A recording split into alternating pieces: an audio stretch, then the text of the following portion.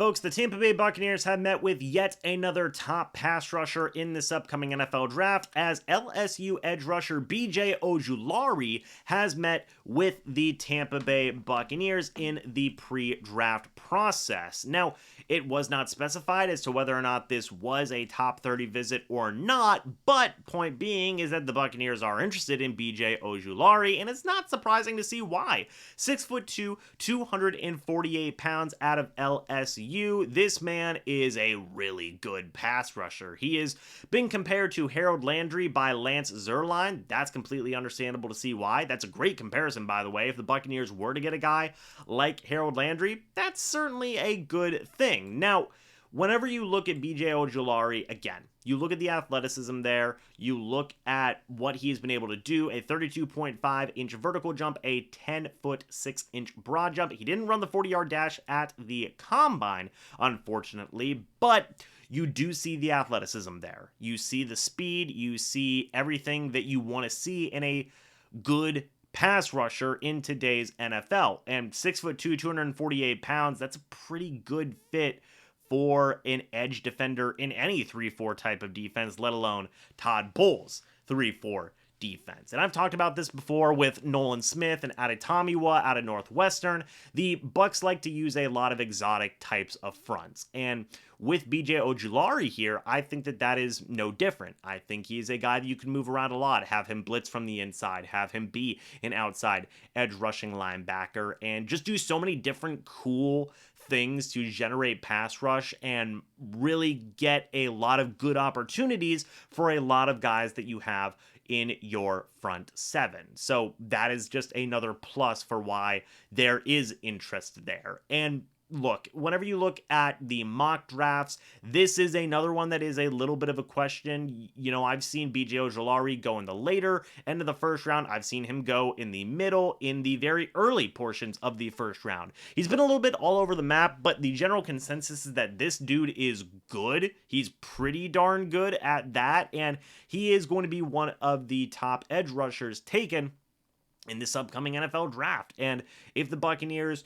do have a chance to pick him at pick 19, I think that absolutely they're going to be interested in that. I've talked about it before in other videos. I'll talk about it again in this video. Shaq Barrett is coming back from an injury. How is he going to look? Joe Tryon-Shoyinka, yes, he was a former first-round pick and he has been developing, but he is going to need a little bit of help. You can always add more young bodies to that edge rushing group. You did re-sign Anthony Nelson as well, but again, you can always use more depth, potentially even some starting opportunities in some situations, especially in the case here with BJ Ojulari. I think that you would really be setting yourself up well for future pass rushing with Joe Tryon-Shoyinka and BJ Ojulari if they were to be your pass rushing duo of the future. So yeah, it just makes a lot of sense to me.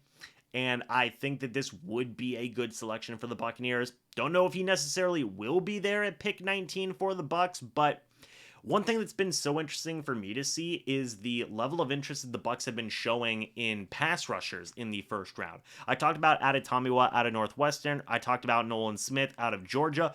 Both those guys are going to be first rounders. There is no doubt about it. You also look at BJ Ojulari. He's also going to be a first round guy. So it's just a really interesting thing to make a note of whenever you look at their needs, right? The Buccaneers' needs.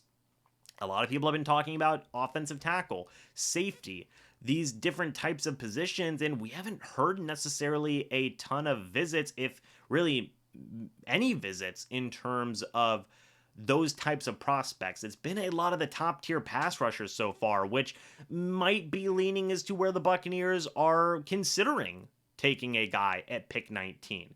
Maybe they are going to go with a defensive lineman or an edge rusher or something along those lines versus taking an offensive tackle. Maybe they do want to run that experiment of moving Tristan Wirfs to left tackle and Luke Gedeke over to right tackle. That's just something I've noticed throughout this process so far in terms of covering these pre-draft visits, and it's definitely something I think we should all definitely keep tabs on and keep an eye on moving forward. Who knows? Maybe they are just comfortable with the prospects that may be available to them.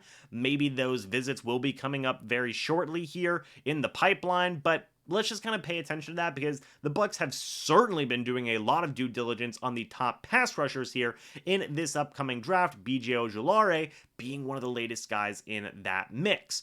But what do you guys think about this? Let me know your thoughts and opinions down in the comment section below. I would love to hear them. Thank you guys so much for watching this video. Hope y'all enjoyed. And as always, folks, I'll see you all in the next video or the next live stream. But until then, and as always, guys, goodbye for now, and go Bucs.